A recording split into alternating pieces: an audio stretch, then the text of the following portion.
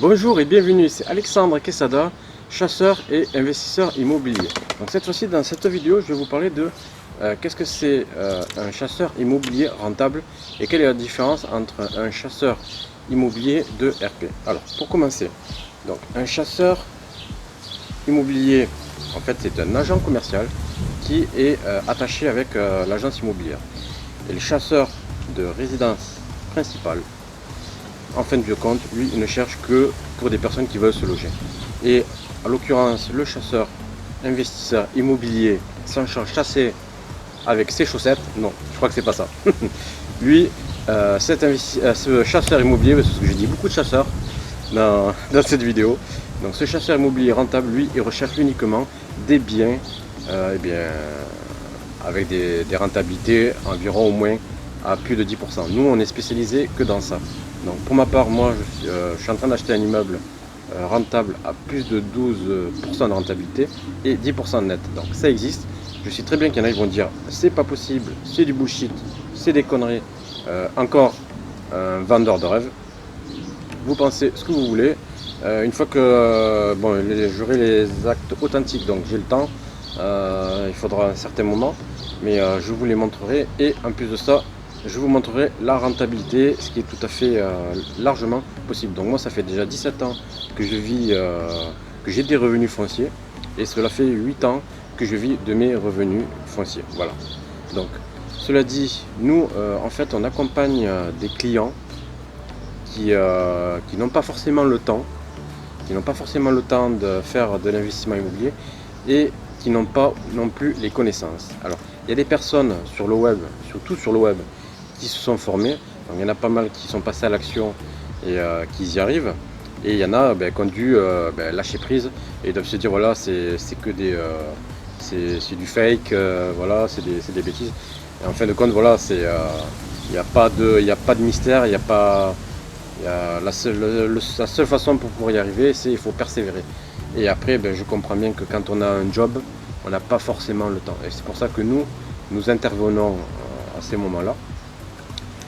Donc ça permet bien sûr à ces personnes-là d'avoir un investissement serein. Ils peuvent rester tranquillement sur leur canapé. Et une fois que moi je leur ai trouvé le bien, nous passons bien sûr avec un contact rendez-vous et ainsi de suite. Et après, ils passent chez le notaire et ils achètent. C'est pas plus compliqué que ça. Moi je suis spécialisé dans les immeubles de rapport. Alors, pour ma part, je trouve que c'est vraiment ce qu'il y a de plus intéressant. Moi, j'ai pas commencé comme ça dans l'immobilier. J'avais commencé par une division d'une villa, donc que j'ai toujours actuellement, et donc je vais certainement m'en séparer pour refaire d'autres culbutes et ensuite voir d'autres locatifs. Et c'est vrai que la puissance de l'immeuble de rapport, c'est vrai que ça vous permet de ne pas payer trop de frais annexes. Parce que quand vous achetez, un exemple, un appartement dans une copropriété, vous avez vos frais de syndic, ascenseur, ensuite vous avez bien sûr tout ce qui est façade, etc.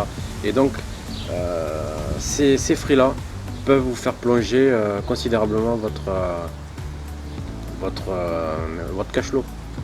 Donc le but, c'est d'acheter donc au bon prix, faire des travaux pour optimiser au maximum vos impôts, pour pas vous faire ratatiner et allumer.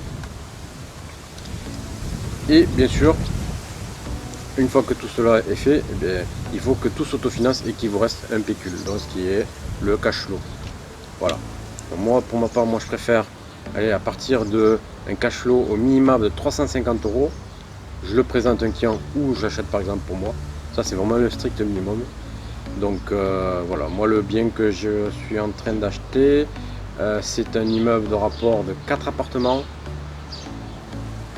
et il génère,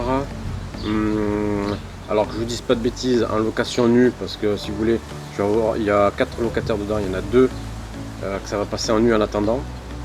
Je vais essayer de les passer ensuite en meublé, et il y en a 2 que je vais passer directement en LMNP.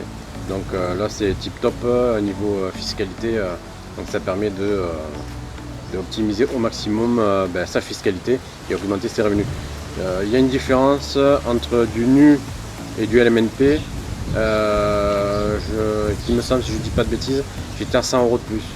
Donc de 450 si je passais les 4 en NU et les 4 autres en LMNP, donc loueur meublé non professionnel sur ce régime social. Donc je gagnais 100 €, ce qui n'est pas non plus négligeable dans ces alentours, voilà, si je dis pas trop de bêtises. Donc voilà, donc j'espère que cette petite vidéo vous aura apporté un petit peu de valeur. N'hésitez pas à liker, à partager, ça me met toujours la patate, ça me donne la pêche pour continuer à faire des vidéos. C'est vrai que j'ai pas été présent pendant un petit moment, donc bien maintenant je vais me tenir sur une vidéo par semaine. Donc n'hésitez pas à vous abonner sur la petite cloche, appuyer sur la sonnette de notification pour vous permettre de savoir quand j'aurai diffusé une nouvelle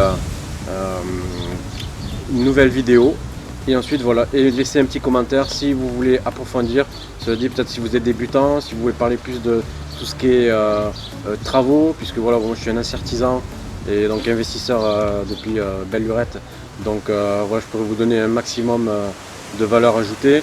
Et ensuite aussi tout ce qui est investissement sur les immeubles de rapport, etc. Allez, je vous dis à très bientôt. Ciao.